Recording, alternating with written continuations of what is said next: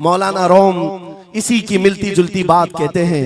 मसनवी शरीफ में जलालुद्दीन रूमी फरमाते हैं, एक चूंटी को देखा, शहद का एक कतरा जमीन पर गिरा हुआ है, शहद का कतरा चिपकने वाला होता है, यानी उसके अंदर गम होता है। चूंटी करीब से आई, एक चुस्की ली, शहद को चखा और जाने लगी। फिर आई, पेट कहाँ भरता है चूंटी का मीठे से। अरे शहद तो पानी में भी रखो, ऊपर से आके गिरती है और शहद खाना है उसको। और दूसरी तरफ से आई, फिर गई, पेट नहीं भरा, चारों तरफ से उस कतरे को चाट चाट के गई। मौलाना रोम फरमाते हैं, फिर चूंटी के दिल में ख्याल आया, मैंने हर तरफ से तो शहद को चक्कर देखा, टेस्ट एक ही है, बीच कतरे में कैसा टेस्ट होगा? कतरे के बीचों बीच शायद अलग टेस्ट होता है। तो चूंटी ये सोच करके कतरे के ऊपर चढ़ गई, जो शहद का कतरा था उसके ऊपर चढ़ गई। कहा ऊपर चढ़ करके मैं चुस्की लूंगी इसकी और चखूंगी। और जब चढ़ गई तो उसके सारे पैर हाथ उस पे चिपक गए। चूप्स तो लिया, शहद खा तो लिया, लेकिन वापस आने का कोई रास्ता ही नहीं था। सारे हाथ पैर उस शहद के गम में चिपक गए। चूंटी की उसी कतरे में मौत हो गई। मौलाना जलालुद्दीन रूमी फरमाते हैं, इंसान यही करता है, माल कभी इधर से कमाता है, कभी उधर से कमाता है, हर जगह से देखता है, सारे टेस्ट ले लेता है, बाद में बड़े बड़े लोगों को देखता है, अरे नेताजी तो बड़े बंगले में, वहां कैसा ऐश होता होगा, कोई उस रिजॉर्ट में है, वहां कैसी मस्तियां होती होंगी, वहां भी जाकर देख लूं। ये वहां भी यहाँ भी करते करते घुस जाता है और दुनिया में ऐसा मसरूफ होता है, उसकी मौत आ जाती है, तौबा की मोहलत नहीं मिल पाती, उसी दुनिया में फंस जाता है। मेरे अजीजों, गौसे आजम की तालीमात ये हैं, दुनिया में ऐसे रहो जैसे कश्ती समंदर में रहती है, तुम्हारे अंदर पानी ना आने पाए, अगर तुम्हारे अंदर आ गया तो डूब जाओगे। इन तालीमात पर अमल करते हुए आज हम हालात देख सकते हैं, जितनी चीजें उन्हें हमें बिगाड़ा है आज, वो दुनिया की मोहब्बत है, वो दुनिया की मोहब्बत है। मेरे आका सल्लल्लाहु अलैहि वसल्लम का एक फरमान मैं सुनाता हूँ, अबू दाऊद शरीफ की हदीस है, वो आज के जमाने में अगर मैं आपके सामने बयान करूं तो ऐसा लगे हमारे लिए ही बयान हुआ है। रसूल करीम सल्लल्लाहु अलैहि वसल्लम फरमाते हैं, यूशकु अन तदाअ अलैकुमुल उमम कमा तदाअल अकिलतु इला क़ुसअतिहा, करीब एक जमाना तुम पर आएगा, तुम देखोगे कि सारी जमातें मेरी उम्मत पर टूट पड़ेंगी, ऐसे टूट पड़ेंगी जैसे भूखा बर्तन पे झपटता है, भूखा आदमी जैसे बर्तन पे झपटता है, ऐसे मेरी उम्मत पर सारी कौमें झपट पड़ेंगी। आज वही तो हालात है, आज वही हालात है, सबका टारगेट हम ही है, सबका निशान हम है। सहाबा ने पूछा उस वक्त, यौमइदिन नहनु मिन क़िल्लतिन या रसूल अल्लाह, ऐ अल्लाह के रसूल, उस जमाने में हमारी तादाद कम होगी, ऐसा क्यों होगा कि सारे लोग हम पर झपट पड़ेंगे? नबी पाक फरमाते हैं, वलाकिन्नकुम कसीरून, नहीं तुम तो बहुत ज्यादा होंगे उस वक्त, गौसा अनका गौसा इस्सैल, लेकिन तुम्हारी हालत समंदर के झाग की तरह होगी, यानी समंदर का कफ झाग जो होता है हवाओं से उड़ जाता है, तुम्हारी हालत ऐसी होगी। तादाद तो बहुत होगी, लेकिन छोटी छोटी चीजों से बिलबिला करके भागने वाले लोग, ये प्यूरिटी नहीं रह जाएगी। फिर सहाबा ने पूछा, या रसूल अल्लाह सल्लल्लाहु अलैहि वसल्लम, ये ऐसी चीज हमारे अंदर क्यों आएगी? मेरे आका फरमाते हैं, वजह दो ही होगी, दो चीजें जब तुम्हारे दिल के अंदर आ जाए तो अल्लाह ताला तुम्हारे दिलों से, तुम्हारे दिलों के ऊपर काफिरों का, दुश्मनों का रौब डाल देगा, तुम डरते डरते जीने लग जाओगे, खौफ के आलम में जीने लग जाओगे। वो दो चीजें क्या है? मेरे आका फरमाते हैं, हुब्बुद दुनिया व कराहियतुल मौत, दुनिया से बेइंतहा मोहब्बत करने लगोगे और मौत से भागने लगोगे, मौत से तुम्हें नफरत हो जाएगी, डरने लग जाओगे। ये दो चीजें जब तुम्हारे अंदर आ जाए, तुम्हारे दिलों पर काफिरों का रौब डाल दिया जाएगा, दुश्मनों का खौफ डाल दिया जाएगा।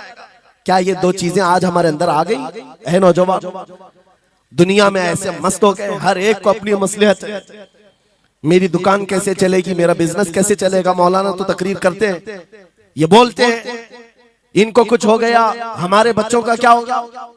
ये सारी मसलिहतों की बातें मैं सुन सुन करके पक गया हूं। बहुत सारे लोगों को तो ये लगता है इनके साथ मत बैठो, वरना कल को इन पकड़ के ले जाएंगे, तुम्हारा भी नाम आ जाएगा।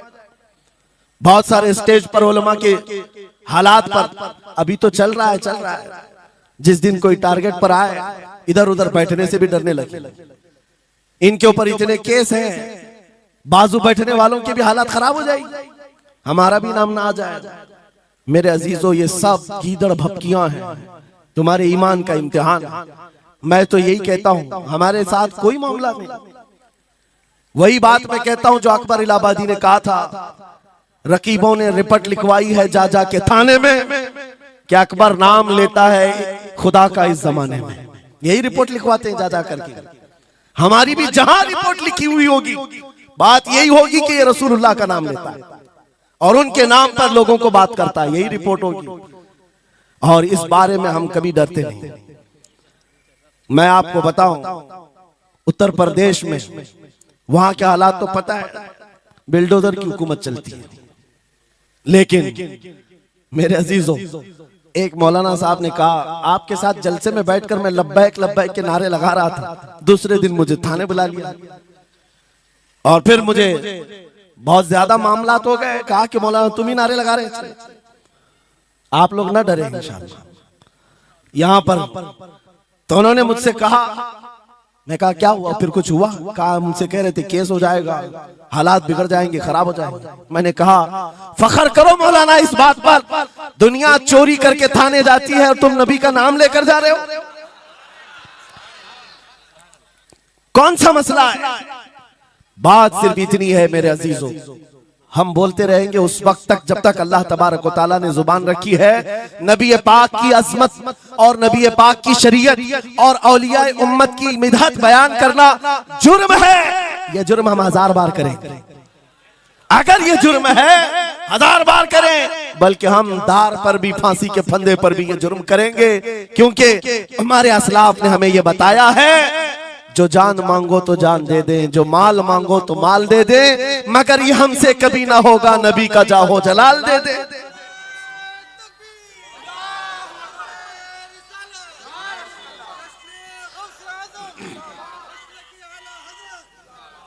खामखा बेचारे हमारे रिश्तेदारों को डरा करके रखे लोग, पुलिस वाले हजरात को कुछ लोग रिपोर्ट लिखवा लिखवा कर डरा करके रखे हुए। मैं आपको बता रहा हूं, एक साल में तकरीबन 170 के करीब जलसे करके आए। किसी एक जगह की भी रिपोर्ट निकाल करके बताओ कि हमने कहीं फसाद करवाया, हमने कहीं पर लोगों में माहौल बिगाड़ा हो, या पब्लिक भड़क करके एक दूसरे के जंग करने पर आई हो, कहीं नहीं। अगर कौम को, सोई हुई कौम को बेदार करना तुम्हारे नजदीक भड़काना है, तो ये भड़काना तो बहुत अच्छा है। मेरे अजीजों, हमारा काम सिर्फ इतना है, हम उन नौजवानों से बात कर रहे हैं जो अपने नबी के फिदाई हैं, जो अपने नबी के आशिक हैं, और हम सिर्फ उस लौ को और बढ़ाना चाहते हैं जो इनके सीनों में जल रही है। इनके सीनों में किसी और की नहीं, मेरे मुस्तफा के मोहब्बत की शमा है। अगर वो मध्यम है, हम उसको तेज करना चाहते हैं। बस मेरे नौजवान से मेरा मुतालबा सिर्फ इतना ही है, किसी की जय विजय क्यों पुकारे, क्या गरज हमको, हमें काफी है सैयद अपना नारा या रसूल अल्लाह, हमें काफी है सैयद अपना नारा।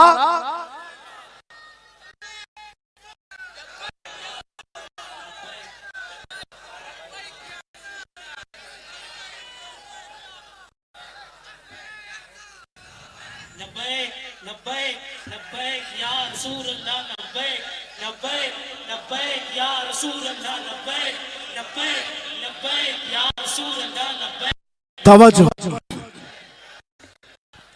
मुझे बताओ, मैं तो दूसरे वाकयात बयान कर रहा हूं। यहाँ आपके यहाँ करंट सिचुएशन, यहाँ लोग बैठे हुए भी हैं, रिपोर्टर भी होंगे और हजरात को देख रहे होंगे। मुझे मैंने अभी बयान में कौन सा भड़काया, ये जो कह रहे हैं अपने नबी को पुकार रहे हैं। मेरे अजीजों, तुम्हारे इन नारों से असल बात ये है, दुनिया को ये लगने लगा है ये जिसके गुलाम है उसके पूरे होने लग गए, तो फिर अच्छे अच्छों की कुर्सियां हिलने लग सकती हैं। इसलिए कि इस कौम की तारीख सबको पता है, ये वो कौम है चल न सकते थे, जंग में अगर अड़ जाते थे, पांव शेरों के भी मैदान से उखड़ जाते थे, हक से सरकश हुआ कोई तो बिगड़ जाते थे, अरे देख क्या चीज हम तोप से भी लड़ जाते थे। यह हमारी तारीख है, दुनिया को पता है, दश्त तो दश्त है, दरिया भी न छोड़े हमने, बहरे जुल्मात में दौड़ा दिए घोड़े हमने। इकबाल ने कहा है थमता न था किसी से सैले रवा हमारा, कुछ बात तो है कि मिटती नहीं हस्ती हमारी, सदियों रहा है दुश्मन दौरे ज़मा हमारा, बातिल से डरने वाले आत्मा नहीं है हम, 100 बार कर चुका है तू इम्तिहान हमारा। इसी बात को लेकर के मोड़ के बिगाड़ करके पैदा किया जाता है। हालात खराब हो जाएंगे आपके बयान का, हालात खराब नहीं होंगे। ईमान अगर मजबूत हो जाता है तो हालात खराब कभी नहीं होते, हालात खराब नहीं होते। आज ऐ सुन्नी मुसलमानों, गौसे पाक रज़ी अल्लाह ताला अन्हु की निस्बत अगर कामिल है, यही बात सुन लो। वक्त खत्म होने को आ गया, मैं अपने वक्त पर समेट लूंगा। आप मिंबर पर खुतबा दे रहे हैं, उलमा भी तवज्जो करेंगे, क्योंकि ये भी मिंबर पर खुतबा देने के लिए खड़े होते हैं और जुमा में मस्जिद पर माइक लेकर के बयान करते हैं, आधा घंटा पौना घंटा। अब तो हालात ऐसी आएंगे इनके साथ।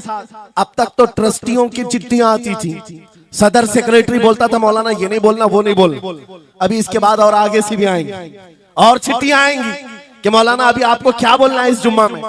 ये डरे भटके हुए लोग जो उलमा की गर्दनों पर राज करते हैं, उनसे भी मैं कहता हूं खोल दो, आजाद कर दो उन जुबानों को जो मेरे मुस्तफा की हैं, जो नबी पाक सल्लल्लाहु अलैहि वसल्लम की हैं। इनकी जुबानों पर ताले ना लगाओ। या उलमा तुम्हारे दीन के मुहाफिज हैं, तुम्हारी नस्लों की शरीयत के मुहाफिज हैं। आज इनकी जुबानों को बंद करोगे, कल तुम्हारे बच्चे नबी का नाम लेने से घबराने लग जाएंगे, डरने लग जाएंगे। उलमा के गलों में और इनकी गर्दनों में रस्सियां न डालो। ये तो उन जालिम ट्रस्टियों से कहता हूं, बाकी उलमा से कहता हूं अगर हालात ऐसे आ गए ठोकर मार दो इनकी नौकरियों को। एक दरवाजा अगर ये बंद करते हैं, मेरा मौला 70 दरवाजे और खोलेगा।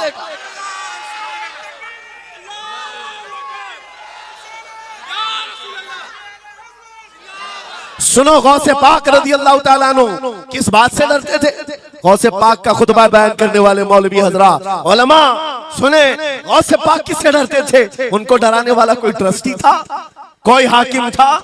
बल्कि हालात ऐसे थे, एक बार खिताब कर रहे हैं मजमे में, बहुत बड़ा मजमा है, खिताब के बीच दरमियान अभी वाज हो रहा है, एक काला सांप गिर गया आपके कंधे पर।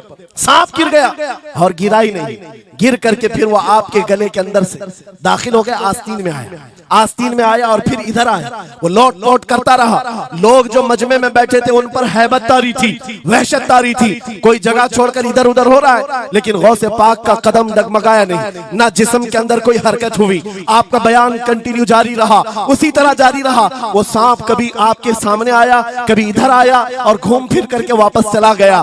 बयान आपका मुकम्मल हुआ। लोग खड़े हुए पूछते रहे, या सुल्तान अल औलिया सैयदी शेख अब्दुल कादिर जिलानी, आपके साथ ये जो माजरा हुआ, ये सांप इतना खतरनाक था, देख करके हैबत तारी थी और आप अपना बयान कंटिन्यू जारी रखे हुए थे, ये क्या माजरा है? गौसे पाक फरमाते हैं वो सांप तो मुझसे कह रहा था, ऐ अब्दुल कादिर तुझसे पहले 70 औलिया को भी मैंने ऐसे ही आजमाया है, 70 उलमा को मैंने ऐसे ही आजमाया है और आजमा कर चला गया। गौसे पाक क्या फरमाते सुनो, ऐ लोगों तुम मुझसे पूछ रहे उससे डरता था या नहीं डरता था? बात सिर्फ इतनी है, मैं उस कादिर का बंदा अब्दुल कादिर हूं, उस कादिर का बंदा अब्दुल कादिर हूं। मेरे उसकी कुदरत पर ऐसा यकीन है, अगर मौला ने मेरी मौत लिखी है तो ये काले सांप से क्या चूंटी से भी हो सकती है, और अगर मौत नहीं लिखी, इस तरह के 1000 सांप मेरे गले में आए, मेरी मौत नहीं आ सकती। मेरा उसकी कुदरत पर यकीन कामिल है, इसलिए मैं उसका बयान कंटिन्यू रखा, जारी रखा। आज मैं यही कहता हूं, ऐ सुन्नी मुसलमानों और इन उलमा से भी, अगर हमारी मौत लिखी है, छोटे से हादसे से भी हो सकती है, और अगर नहीं है तो वक्त का प्राइम मिनिस्टर भी तुम्हारी गर्दन पर पैर रखे, मौत नहीं आ सकती, क्योंकि कादिर मुतलक मेरा रब्बुल आलमीन है। वक्त का बादशाह भी तुम्हारी गर्दन पर तलवार रखे, नहीं आ सकती। आपको पता है चंगेज की तारीख?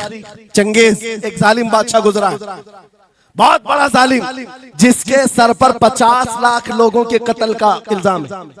50 लाख इंसानों का कत्ल मामूली है?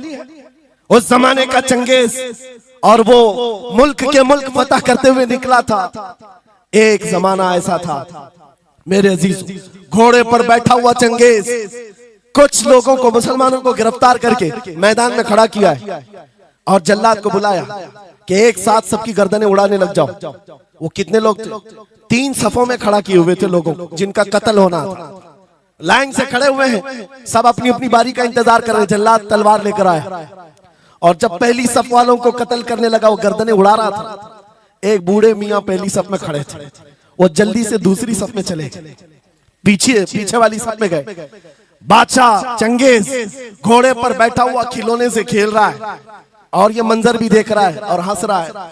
बूढ़ा यहां से उधर चला गया, पहली सफ का काम तमाम, पूरे कत्ल हो गए। दूसरी सफ में जब कत्ल का ऑर्डर आया तो जल्लाद फिर गर्दनें उड़ाने लगा। दूसरी सफ, दूसरी लाइन को कत्ल करने लगा जल्लाद। ये बूढ़े बाबा जो है तीसरी सफ में चले, पीछे और एक सफ थी, यहां से बचकर तीसरे में चले गए। दूसरी सफ भी उड़ गई। उसके बाद बादशाह चंगेज कहकहा मार करके कहने लगा, बाबा जी अब तो इसके पीछे कोई सफ नहीं, ये तीसरी थी, अब कहां जाओगे? बूढ़े मियां ने सर झुकाकर कहा, अब भी मेरा अल्लाह है। ये यकीन होता है, जहां तक बचना है बच लेंगे, और जब नहीं है, बाबा जी ने कहा अब भी अल्लाह है, हो सकता है। उस चंगेज ने कहा कि उड़ाओ अब इनकी गर्दनें। अभी जल्लाद तीसरी सफ को उड़ाने ही जा रहा था, अचानक चंगेज के हाथ से वो खिलौना नीचे गिरा जो खेल रहा था बैठ करके घोड़े पर। जैसे ही वो खिलौना उठाने के लिए नीचे की तरफ आया, उसका पैर जीन से निकल गया और घोड़ा अचानक बिदक गया, सरकश हो गया और घोड़ा सर पर दौड़ने लगा और ये एक पैर इसका जीन में फंसा हुआ है और सर नीचे जमीन पर है। अब घोड़ा दौड़ता गया, पता नहीं कितने पत्थरों से इस बादशाह का सर टकराता रहा। घोड़ा किसी के काबू में नहीं आ रहा, सारे सिपाही सारे फौजी इस घोड़े को पकड़ने के लिए पीछे भाग रहे, लेकिन घोड़ा दौड़ता गया, इतना दौड़ा कि उस चंगेज का सर फट करके भेजा बाहर, मर गया। बहुत दूर जाकर के घोड़ा एक जगह रुका। बादशाह की मौत का ऐलान इतना बड़ा था, सारे सिपाही सारे फौज बादशाह को लेने के लिए हाजिर आए। मियां पूरी सल्तनत तहबतह हो गई, हुकूमत बदल गई, सब खत्म हो गया और जो कैदी थे वो आजाद होकर जाने लगे। वो बूढ़े मियां कहते हैं बाकी लोगों से, क्या मैं नहीं कहता था अल्लाह अब भी हमारे साथ है? मेरे अजीजों, एक बात याद रखो, हमारे लिए दुनिया द एंड नहीं कर सकती जब तक मेरा मौला ना चाहे, अल्लाह ना चाहे। आज लोगों को ये लगता है, मुझे वैसी भी बात बताया गया कि यहाँ पर मुंबरा की आपकी घनी आबादी, फिलिस्तीन के मामला पर कुछ बोलेंगे यहाँ पर भड़क जाएंगे। मेरे अजीज, इतने भड़कने की जरूरत नहीं, तुम यहाँ भड़कोगे तो फिलिस्तीन पहुंच भी नहीं पाओगे। बात यह है, हम बोलेंगे जरूर जुल्म के खिलाफ और हक के लिए, चाहे जैसी भी हालात हो। अगर किसी को बुरा लगता है इजराइल जालिम है, तो मैं 100 बार कहूंगा वो जालिम है, जालिम है, जालिम है।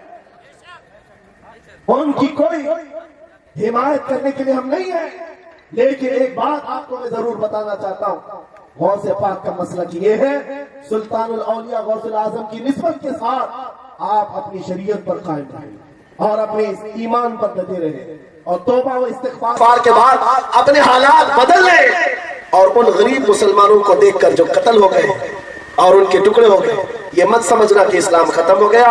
हर जमाने में ये चीजें आती रहेंगी, लेकिन आज मैं ये ऐलान करके गुफ्तगू खत्म करता हूँ। इन हालात को देखकर इस बात का फिर से हम नारा तजदीद करके जाते हैं, कत्ले हुसैन असल में मर्गे यजीद है, इस्लाम जिंदा होता है हर करबला के बाद। लब्बैक या रसूल अल्लाह, लब्बैक या रसूल अल्लाह, लब्बैक या रसूल अल्लाह।